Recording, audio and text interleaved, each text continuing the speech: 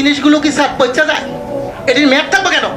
আমার প্রশ্ন হচ্ছে, মানুষের টাকা আপনি মনে করেন আমরা যদি 20 কোটি লোক হই, যদি 20 টাকা করে ভরি, আর একদিন সবাই কথা বললাম না, কত হাজার কোটি টাকা এই কোম্পানি নিয়ে যাচ্ছে। আমার আপত্তি স্যার, যদি মাইন্ড না করেন আপনি দায়িত্বটা আমাকে দেন, আমার ব্যবসায়ীরা সবাই মিলে আমরা করি। বাংলাদেশের টেলিটককে কেমন উড়াইতে হবে আপনি আমাকে সাপোর্ট দেন। যেখানে লেখা আছে 2 দিন মেয়াদ, 19 টাকায় 2 দিন মেয়াদ, এটা হচ্ছে বাংলালিংক। এখন আছে 19 টাকায় আপনার 24 ঘন্টা মেয়াদ রবি, আর এয়ারটেল আছে 19 টাকায় 31 দিন 3 দিন মেয়াদ, আর গ্রামীণ 2 দিন মেয়াদ। আমার প্রশ্ন হচ্ছে, এই জিনিসগুলো কি স্যার পচা যায়?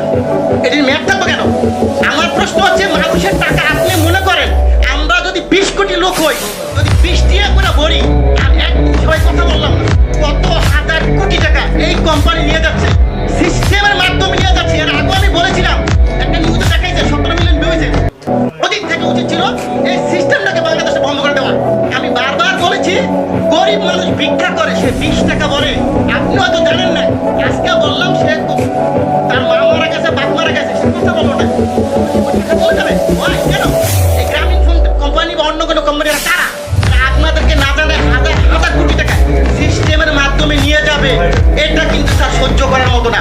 প্রথম প্রশ্ন হচ্ছে, এটাকে আজকের মিটিং এর পর থেকে কিছুক্ষণ পরের মতো আপনারা দিবেন, যাতে বাংলাদেশের কোনো জনগণের একটি টাকা যাতে না যায়। এটা আমার দাবি। কত হাজার কোটি টাকা আপনি এই ব্যবসাটা আমাকে দেন, লাইসেন্সটা আমাকে দেন। আমার যে ব্যবসায়ী আছে 15 লক্ষ বাংলাদেশ, আমি কিন্তু লাইসেন্সদারি প্রতিষ্ঠান, আমরা এফবিসিসির মেম্বার। এই লাইসেন্সটা আমাকে দেন, বাংলাদেশে ব্যবসা করি। এই টাকা আপনার সরকারি খাতে কত টাকা লাগে আমি দিব। এই কোম্পানিকে প্রসেস করে দিলে দিব না স্যার। কত টাকা স্যার দিতে হবে? আমি দিতে রাজি না। তো এই টাকা পাচার করার কোনো সিস্টেম নাই স্যার। আরেকটা জিনিস আপনাকে বলবো স্যার, আপনি যদি আজকে পেয়েছে আমি ভাগ্যবান যে আপনি শুনবেন। আমরা যখন এই ব্যবসা শুরু করি 27 টাকা কমিশন ছিল, 27 টাকা। সরকারি কর্মকর্তা যিনি 2000 টাকা বেতন হতো, বেতন এখন 20,000 টাকা। যদি এখন কত স্যার আমাদের 27 টাকাই রাখছেন, আমাদের কি কমিশন বাড়বে না স্যার?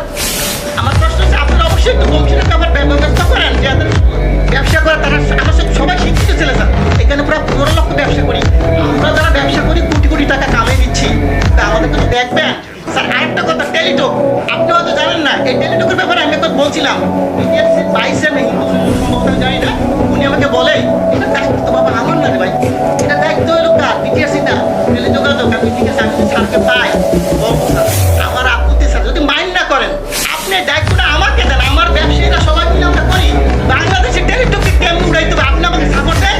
আমি বলবো কোনো দোকানদার আমাদের দোকান থেকে টেলিটকের সিম কেনার পরও রিচার্জ করতে হবে। টেলিটক উন্নয়ন কেন্দ্র করতে হয় স্যার। আপনি যদি কোনো ধরনের সিস্টেম থাকে আপনি বলেন, যেগুলো এমনি সহযোগিতা করে আমি করতে বাধ্য আপনাকে। আপনি যেইভাবে চান টেলিটক অবশ্যই উন্নয়ন হবে। টেলিটককে গ্যাফরাইকে, আমাদের দেশি প্রতিষ্ঠানকে গ্যাফরাইকে অন্য কোম্পানিকে করে দিব, আর এটা টাকা পয়সাটা নিয়ে যাবে স্যার, এটা মেনে নেওয়ার মতো না। এটা অবশ্যই আমি চাবো, আমি আর কথা বলতাম স্যার, কিন্তু আজকে বললাম না। এই বিষয়টা আমি চাই যে আপনি টেলিটক উন্নয়ন করেন, দেশের টাকা দেশে থাকুক। আর এই যে গ্রামীণ কোম্পানি, অন্যান্য কোম্পানি মিনিট যে সিস্টেমটা নিয়ে যাচ্ছে, এটা স্যার বন্ধ করেন আজকে।